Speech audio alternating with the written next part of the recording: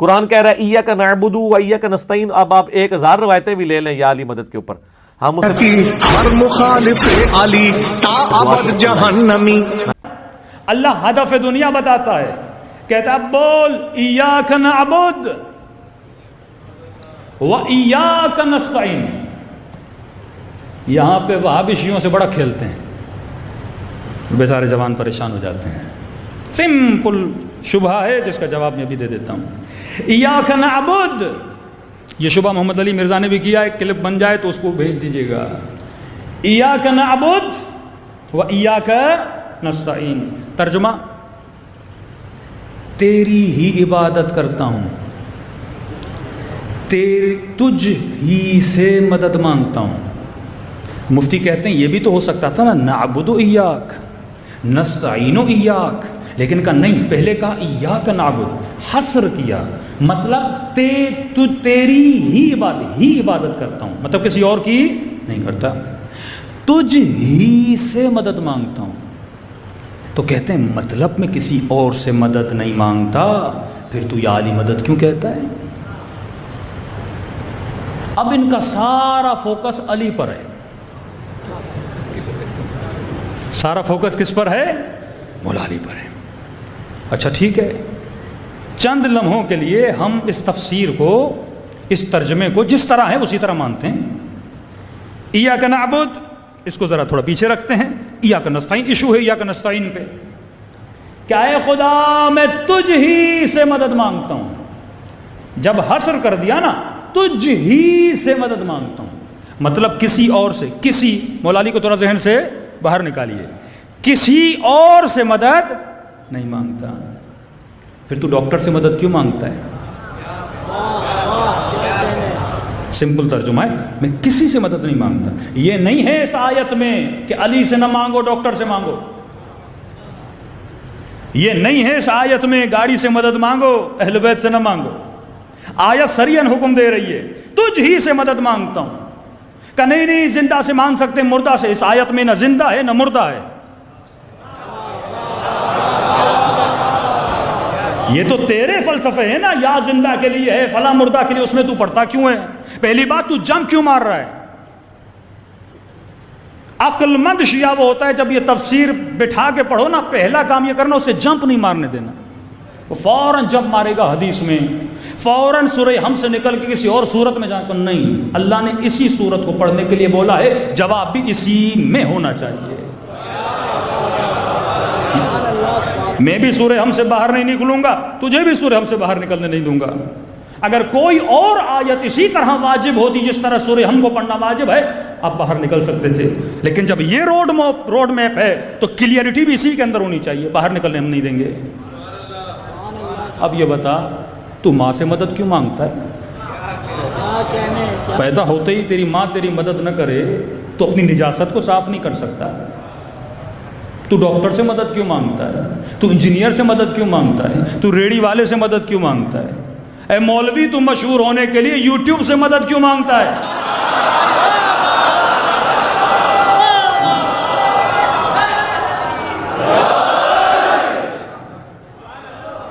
کوئی پوچھے محمد علی مرزا سے, جب ایاک نستعین میں کسی سے مدد نہیں مانگتا, پھر یہ بٹن کیا ہے آپ دکھاتے ہو, یہ سلور ملا, یہ گولڈن ملا.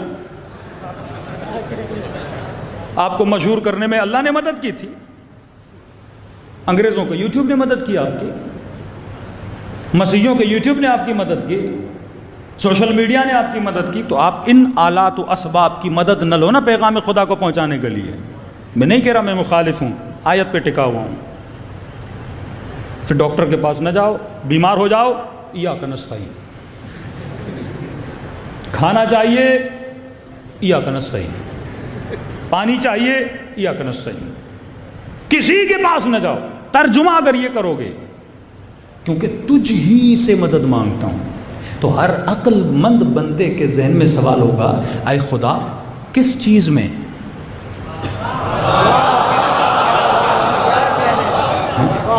کس چیز میں؟ یہ تو ممکن نہیں ہے کہ میں ہر شے میں تجھ سے مدد مانگوں. اب ظاہر کپڑے میں خود پہنوں گا, سفر پہ جانا ہے گاڑی کی مدد لوں گا, کبھی گدھے کی لوں گا, کبھی گھوڑے کی لوں گا, ہاں کھانا کھانا ہے روٹی کی مدد لوں گا پیٹ بھرنے کے لیے. کچھ بھی کر, کبھی آواز پہنچانے کے لیے لاؤڈ کی مدد لوں گا. کس چیز میں تجھ ہی سے مدد مانگتا ہوں. اللہ کی آواز آئے گی. عقل نہیں ہے؟ پہلا جملہ نہیں پڑھا تم نے؟ ایاک نعبد, تیری ہی عبادت کرتا ہوں. واہ, یہ ایاک نعبد ایاک نستعین کے بیچ میں کیا ہے؟ واو ہے, واو عاطفہ, جو اگلے جملے کو پچھلے جملے کے ساتھ ملاتا ہے. اے خدا تیری ہی عبادت کرتا ہوں اور تیری عبادت میں تجھ ہی سے مدد مانگتا ہوں.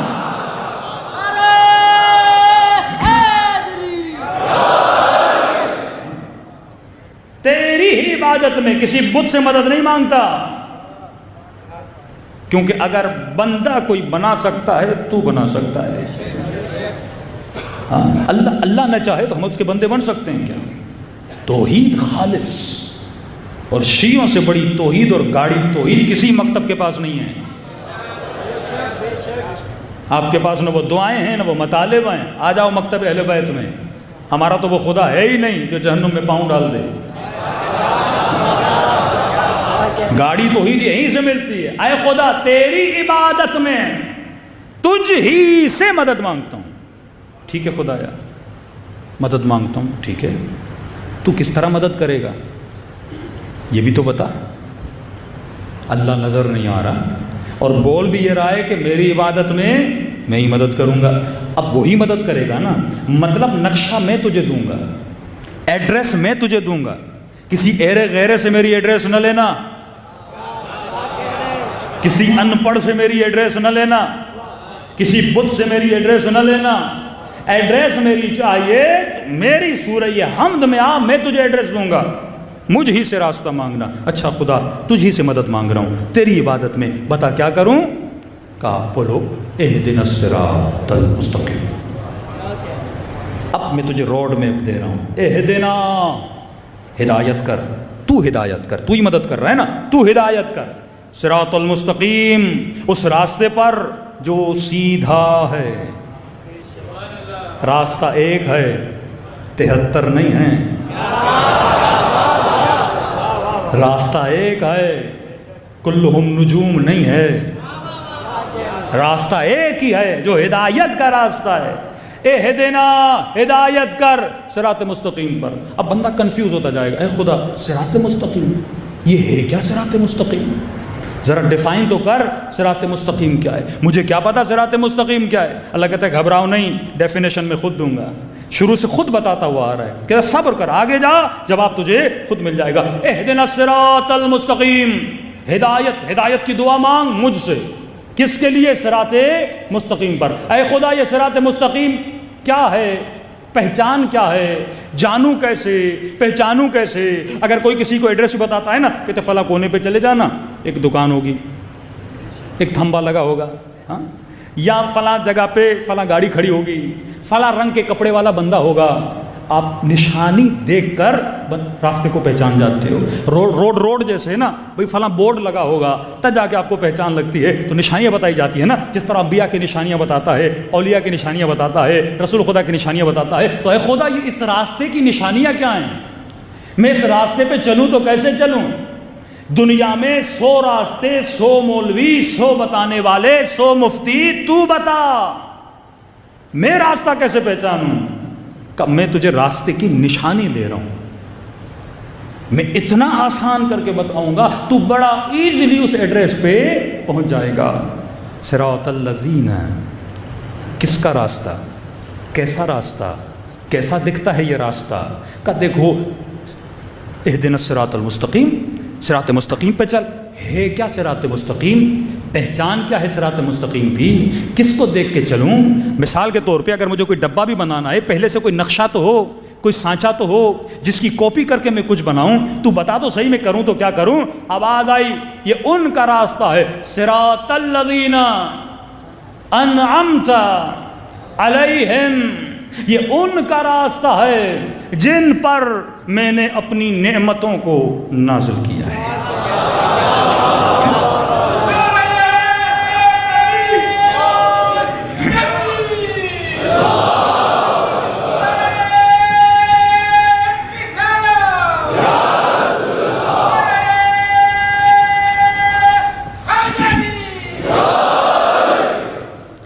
اب یہاں پہ ایک بہت بڑی چھلانگ لگاتا ہے مفتی، آپ نے ٹانگوں کو پکڑ لینا ہے، بھاگنے نہیں دینا اسے. فوراً جمعے کا خطبہ دے گا، کہے گا صراط مستقیم پہ چلو. کن کا راستہ ہے؟ انعمت علیہم، جن پہ اللہ نے نعمت نازل کی. لوگ پوچھیں گے مفتی صاحب کون ہیں؟ کہ والسابقون السابقون اولئک المقربون، جو سب سے پہلے ایمان لائے.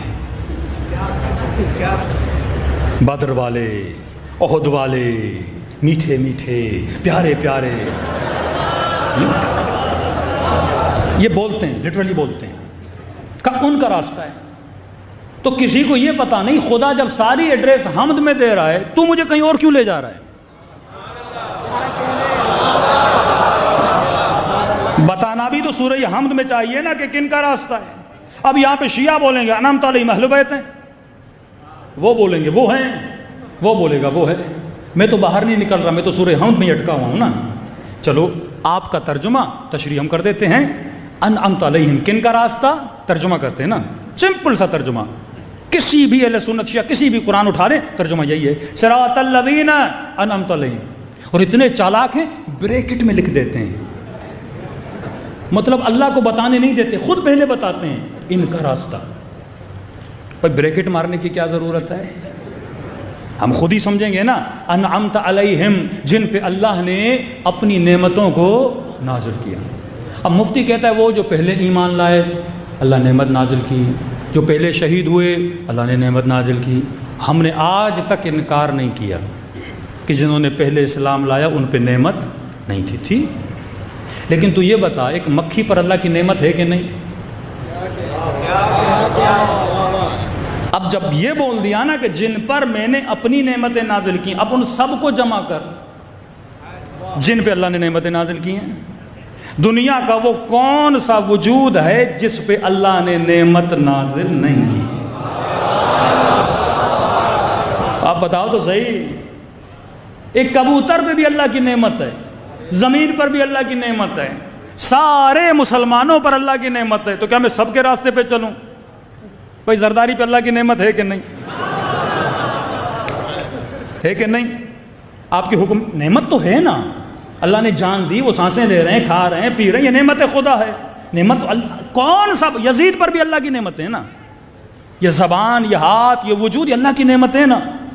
تو کل یزید بولے میرے اوپر اللہ کی نعمت ہے تو بولے گا انعمت علیہم. اگر یہ ترجمہ، جب آپ ایک لفظ عام بولتے ہو نا، مثلا ایک چیز کا عام ترجمہ کا، تو عام میں سب آتے ہیں. پھر اللہ پر واجب ہے اس کو تخصیص دے، خاص کرے. مثلا میں بولتا ہوں یہ پیسے ہیں مومنین کے لیے، تو آپ پوچھو گے مولانا کون سے مومنین؟ کراچی والے، حیدرآباد والے، ایران والے، کس کے لیے آپ ڈونیشن دے رہے ہو؟ اب بولوں گا ایران والے. ایران میں بھی کون سے؟ قم والے، مشہد والے. تو ایڈریس جب دو گے تو اس بندے تک پہنچو گے. تو کا صراط الذین، خدا کی قسم قرآن نے وہ کڑی لگائی ہے، نہ کوئی مفتی نکل سکتا ہے، نہ کوئی مولوی بھاگ سکتا ہے. کہا صراط الذین انعمت علیہم، ان کا راستہ جن پر میں نے اپنی نعمتوں کو نازل کیا. تو میں سوال کروں گا پروردگارا تو نے نعمت تو عارف کاظمی پہ بھی کی، تو نے نعمت آیار سیما برگاہ میں آنے والوں پر بھی کی، تو نے نعمت انسانوں پر کی، تو نے نعمت حیوانوں پر کی، تو نے نعمت پرندوں پہ کی، تو نے نعمت چونٹیوں پہ کی. دنیا کا کوئی ایسا وجود نہیں ہے جس پہ تیری نعمت نہ ہو. اب بتا تو صحیح ان سارے نعمت والوں میں سے میں کن کے راستے پر چلوں؟ ذرا ایڈریس کو کلیئر تو کر دے. تو اللہ کی آواز آئی، گھبرانے کی ضرورت نہیں ہے، میں دو صفت بتا کے جا رہا ہوں جن کے اندر یہ دو صفات ہیں وہ نعمت والے ہیں. خدایا صفت تو بتا. آواز آئی انعمت علیہم غیر المغضوب علیہم. پہلی صفت یہ ہے میں ان پہ کبھی غضبناک نہیں ہوا.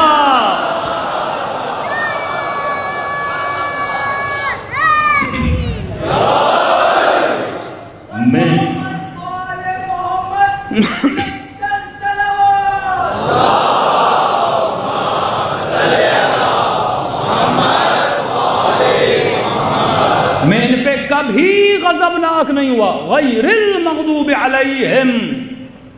اب جو جنگ احد میں بھاگے، کہ کہتے نہیں اللہ نے معاف کر دیا. ہم نے کب کہا نہیں کیا؟ سورہ حدید ہے، اللہ نے معاف کر دیا. لیکن جب بھاگے تھے اللہ غضبناک ہوا تھا کہ نہیں؟ مطلب جس نے زندگی میں ایک دن بھی ایسا گزارا ہو جس میں مخالفت خدا ہو، اس ایک دن میں اللہ غضبناک تھا کہ نہیں تھا؟ اب کوئی ایسا ڈھونڈو جو زندگی میں کبھی غضبناک نہ رہا ہو. پھر بھی اللہ نے کہا شاید مفتی کے لیے گنجائش رہ جائے، بول دے میں نے معاف کر دیا، اللہ نے معاف کر دیا، یہ کر دیا. کہ 2 صفت بتا رہا ہوں. پہلی صفت یہ ہے غیر المغضوب علیہم، یہ وہ ہیں جن پہ میں کبھی غضبناک نہیں ہوا، اور یہ وہ ہیں ولا الضالین، اور وہ بھی کبھی گمراہ نہیں رہے. جو 40 سال بت پرستی کرتے رہے وہ انعمت علیہم نہیں ہو سکتے.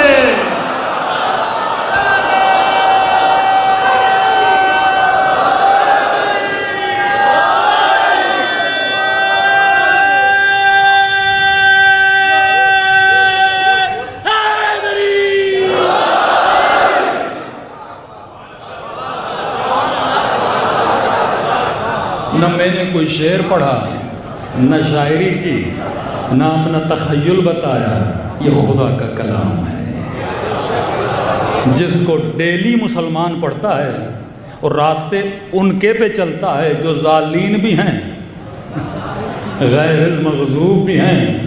اب کہا کہ اگر کوئی غصے میں آئے تو اس کے غصے کا پتہ کیسے چلتا ہے؟ چہرے سے. چہرہ سرخ ہو جائے بندہ غصے میں، چہرہ پیلا ہو جائے بندہ غصے میں. اللہ تو جسم نہیں رکھتا. مجھے کیسے پتا چلے وہ کن پہ غضبناک ہوا؟ اے خدا تیرا چہرہ مجھے نظر نہیں آتا، مجھے کیسے پتا چلے؟ آواز آئی فاطمہ تو بضعۃ منی، فاطمہ میرے جگر کا ٹکڑا ہے، جس پہ یہ غضبناک ہو اس پہ میں غضبناک ہوتا ہوں.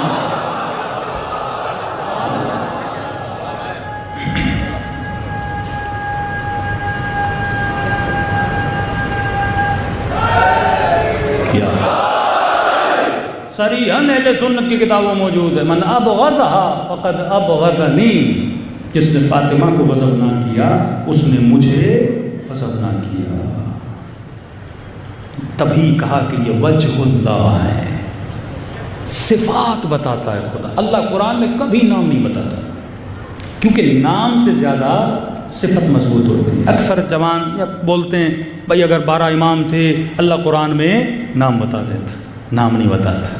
اگر اللہ قرآن میں نام بتاتا ابو سفیان اپنے بچوں کے وہی نام رکھ لیتا. سیدھی بات ہے. پھر ہم اس پہ ثابت کرتے علی یہ والا نہیں ہے، علی وہ والا ہے، حسن یہ والا نہیں ہے، حسن وہ والا ہے. اب مفتی اسی میں بحث چھڑی رہتی. اللہ نے کہا نام نہیں بتاؤں گا، تو سیانہ ہے تو میں بھی تیرا رب ہوں، تو مکر کرتا ہے تو میں خیر الماکرین ہوں. میں صفت بتاؤں گا، کہا اپنا نام بتاؤں گا، نبی کا نام بتاؤں گا، تیسرے کی صفت بتاؤں گا. انما ولیکم اللہ والرسول، میں ولی، میرا رسول ولی. تیسرا وہ ولی جو حالت رکوع میں زکوٰۃ دیتا ہوا نظر آ جائے.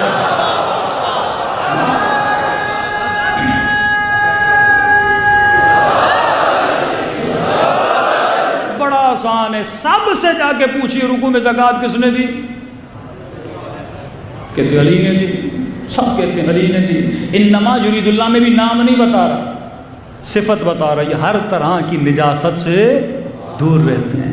جگہ جگہ صفت اظہر ہوتی ہے، صفت علم ہوتی ہے. اب مثال کے طور پر مجمع میں میں کسی کو 5 لاکھ دوں اور بولوں حیدرآباد چلے جاؤ، دوں گا نہیں، مثال دے رہا ہوں. حیدرآباد چلے جاؤ اور فلاں آدمی ہے نام علی ہے، اسے جا کے 5 لاکھ دو. تو آپ حیدرآباد چلے گئے اور آپ نے اعلان کیا مولانا نے 5 لاکھ دیے، بولا جس کا نام علی ہے اسے دے دو. پورا حیدرآباد جس کا نام علی ہے سارے جمع ہو جائیں گے. لیکن اگر میں صفت بتا دوں نا، وہ علی جس کی شکل ایسی ہو، وہ علی جو سخی ہو، ہاں تبھی مولا فرماتے ہیں میرے شیعہ تو ہو، شیعوں والی صفات پیدا کرو. اللہ نے سب سے پہلے حجت کی اطاعت کو واجب کیا. قرآن کہتا ہے یاد کرو اس وقت کو جب خدا نے فرشتوں سے کہا کہ میں اپنا پہلا خلیفہ زمین کے لیے بنانے لگا، اور جب میں بناؤں اس کے ہاتھ میں بیعت نہیں کرنی، اسے سجدہ کرنا ہے۔ اللہ خود کہہ رہا ہے کہ حجت کو سجدہ کرو۔ وہ جو کہتا ہے کہ شرک سے بچو، جو قریب بیٹھے آپ نے تھوڑی زحمت فرمائی، وہ جو کسی غیر کے سامنے جھکنے نہیں دیتا، وہ کہہ رہا ہے کہ میں کہہ رہا ہوں اسے سجدہ کرو۔ فَإِذَا سَوَيْتُهُ وَنَفَخْتُ فِيهِ مِن رُوحِي فَقَعُوا لَهُ سَاجِدِينَ، جب میں آدم کے ڈھانچے کو درست کر لوں اور اس میں اپنی روح پھونکوں تو فوراً سجدہ کر دینا۔ اس کا مطلب کہ سجدہ آدم کو نہیں، سجدہ روح کو ہوا تھا۔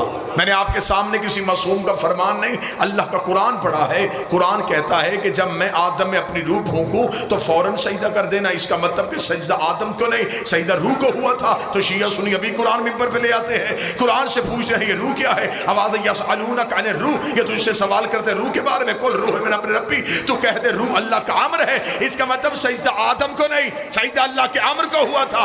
انکار آدم کا نہیں، انکار اللہ کے امر کا ہوا تھا۔ اور جو ایک امر کا انکار کرے وہ شیطان بنتا ہے، اور جو پورے اولے الامر کا انکار، جس نے ایک امر کا انکار کیا اللہ نے اسے شیطان بنا دیا۔ سارے سجدے میں گر گئے، توجہ میری طرف، سب سجدے میں گر گئے الا ابلیس، سوائے ابلیس کے۔ اب استکبر وکان من الکافرین، اس نے تکبر کیا کیونکہ وہ تھا ہی کافر۔ ابلیس نے کہا کہ میں سجدہ نہیں کروں گا، اور اللہ نے کہا یہ تھا ہی کافر، یہ نہیں کہا کہ یہ اب کافر بنا۔ خدا نے کہا یہ تھا ہی کافر۔ میرے مالک کافر کہاں سے تھا؟ یہ تو فرشتوں میں بیٹھتا تھا۔ فرمایا بیٹھتا تھا کافر۔ میرے مالک یہ تو نمازیں پڑھتا تھا، فرمایا پڑھتا تھا کافر۔ اس کا مطلب کہ لعنتی معصوموں میں بھی بیٹھا ہو۔ آج بندے ہم پہ اعتراض کرتے ہیں کہ فلاں بندہ لعنتی معصوموں میں بیٹھا ہو، وہ لعنتی ہو۔ آج بندے ہم پہ اعتراض کرتے فلاں بندہ اتنا غلط تھا تو نبی نے محفل سے اٹھایا کیوں نہیں؟ 1400 سال کے بعد شیعوں کو پتا چل گیا کہ یہ بندہ ٹھیک نہیں، نبی کو نہیں پتا تھا یہ بندہ ٹھیک نہیں، نبی نے اپنے پاس کیوں بٹھایا؟ اللہ کو نہیں پتا تھا کہ ابلیس نے سجدہ نہیں کرنا، اسے فرشتوں میں کیوں بٹھایا؟ خدا نے کہا نکل جا، اب بھی نکل جا، تو نے اگر آدم کو سجدہ نہیں کرنا۔ اچھا میرے سامنے ذمہ دار چہرے بیٹھے ہیں، ابلیس نے یہ نہیں کہا تھا کہ میں تجھے سجدہ نہیں کروں گا، اس نے کہا تھا میں اسے نہیں کروں گا، اس نے اللہ کا انکار نہیں کیا۔ ابلیس کل بھی یا اللہ مدد کا قائل تھا، اب ذہنی طور پہ جاگیں تو پھر بات سمجھ، آج بھی اس نے اللہ کا انکار نہیں کیا، اس نے حجت کا انکار کیا۔ خدا نے مہلت نہیں دی، خدا نے سوچنے نہیں دیا، خدا نے کہا فخرج لعنت علی یوم الدین، نکل جا میرے دربار سے، تجھ پر قیامت تک کے لیے میری لعنت ہے۔ آؤ سارے شیعہ سنی مل کے اللہ سے سوال کرتے ہیں، میرے مالک تو غفار الذنوب ہے، تو ستار العیوب ہے، تو گناہوں کو معاف کرتا ہے، تو غلطیوں کو بخش دیتا ہے، اور تیرا اپنا حکم ہے کہ میں آخری سانس تک توبہ کا دروازہ کھلا رکھتا ہوں، ہو سکتا ہے کہ شرمندگی کے بعد توبہ کرے تو میں توبہ قبول کر لوں۔ ابلیس نے کہا کہ میں سجدہ نہیں کرتا، تو نے ابلیس کو نہ مہلت دی، نہ تو نے توبہ کی گنجائش دی، تو نے اتنی جلدی اسے لعنتی بنا دیا، اتنی جلدی اسے لعنتی بنا دیا۔ اتنی جلدی فیصلہ کرنے میں کیوں کی؟ خدا نے کہا اس لیے اتنی جلدی کی ہے کہ حجت بھی پہلی ہے، منکر بھی پہلا ہے، حجت بھی پہلی ہے، منکر بھی پہلا ہے۔ اگر میں ابلیس کو ابلیس کی نمازوں کی وجہ سے معاف کر دیتا تو کل کو بڑے بڑے حجت کے منکر نمازوں کے ٹوکرے اٹھا کے میرے گھر آ جاتے، آ کے کہتے اسے بھی معاف کیا تھا، ہمیں بھی معاف کر دے۔ میں اس کی نمازیں لعنت بنا کے بتا رہا ہوں، جب میں صفی اللہ کا منکر برداشت نہیں کرتا تو علی ولی اللہ کا۔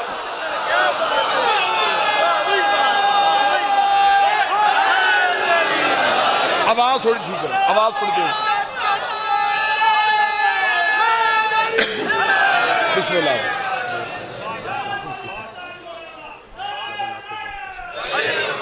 اچھا اچھا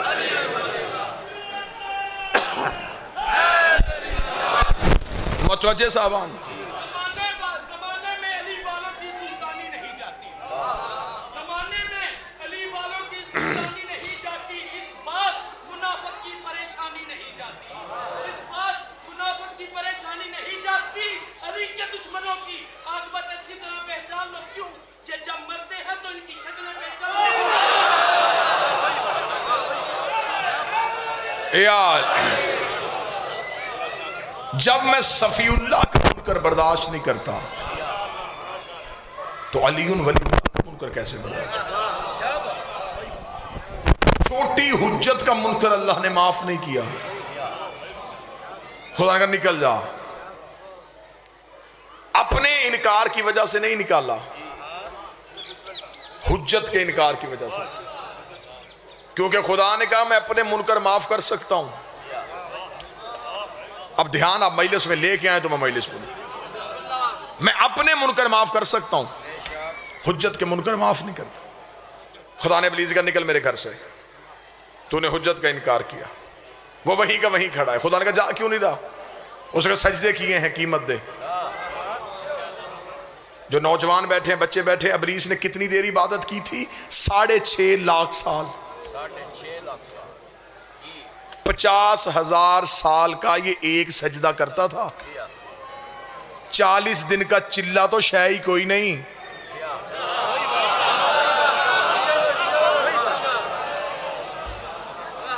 بندے 4 نمازیں پڑھ کے علی کو بھونک رہے ہیں، 6.5 لاکھ سال عبادت کی۔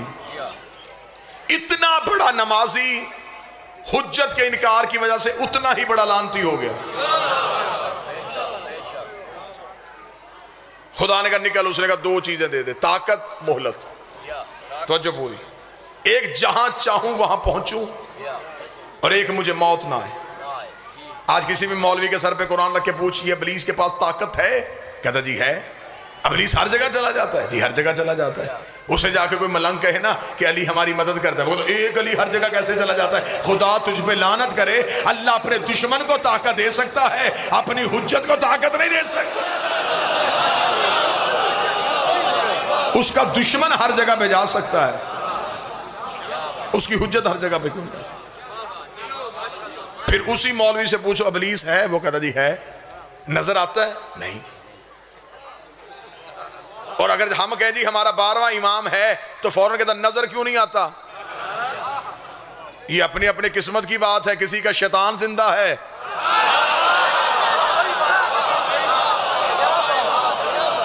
کسی کا امام زندہ ہے، کیونکہ یہ عدل الہی کے خلاف ہے کہ وہ گمراہ کرنے والا تو رکھے اور ہدایت کرنے والا نہ رکھے۔ خدا نے کہا نکل جا میرے گھر سے، تجھ پر قیامت تک کے لیے میری لعنت ہے۔ قرآن ابھی منبر پہ لے آنا، میرے جانے کے بعد چوک میں کھڑے ہو کے بحث نہیں کرنی، شام کو کسی بندے کو فون پہ میسج نہیں کرنا، فون کر کے نہیں کہنا جی وہاں پہ تو یہ بات ہوئی، ابھی کے ابھی نقد سودا۔ قرآن لا منبر پہ۔ ابلیس نے جو اللہ کی بارگاہ میں چیلنج کیا وہ چیلنج پڑھ۔ خدا نے ابلیس سے کہا نکل، اس سے کہا جا رہا ہوں لیکن ایک چیلنج ہے، طاقت بھی میں نے تجھ سے لے لی ہے، مہلت بھی لے لی ہے، اب میں نے کرنا ہے آدم کی نسل سے مقابلہ۔ خدا نے کہا کیسے کرے گا، کیا کرے گا؟ اس نے یہ نہیں کہا کہ میں ان کے نیچے سے مسلح کھینچوں گا، میں ان کا سحری افطاری کا سامان چوری کروں گا، میں انہیں حج نہیں پڑھنے دوں گا۔ اب بھی قرآن منبر پہ لے کے آ۔ ابلیس نے ایک ہی چیلنج کیا، اس نے کہا میں صراط مستقیم پہ بیٹھوں گا، انہیں ہٹاؤں گا۔